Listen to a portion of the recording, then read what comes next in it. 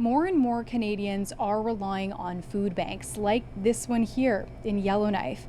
But what happens if your community doesn't have one?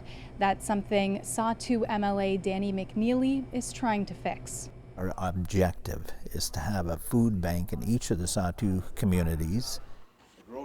McNeely convened a meeting in Yellowknife recently to talk about the idea. He invited representatives from the Sahtu region. Food Banks Canada and Nutrition North are also planning to help make it happen, though it's still in its early stages. We're going to be designing a supply chain to move groceries from point A to point B in each community. So there's still a lot of work to do before we can actually have a warehouse and a shop set up in each community offering these staples.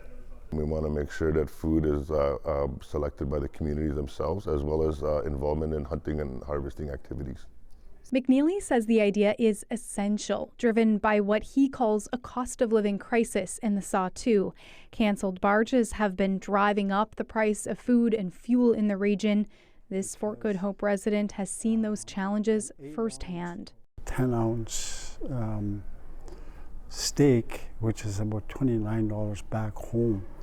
I saw one elder looking at the price and he said, no, I'm not going to buy this, too much. The next step is for Nutrition North and Food Banks Canada to visit each of the Sahtu communities. McNeely is in the process of setting that up. He's trying to organize a tour of the region by winter road for both organizations in February. A step forward in getting a place like this set up in more communities in the Northwest Territories. Liny, Lamberink, CBC News, Yellowknife.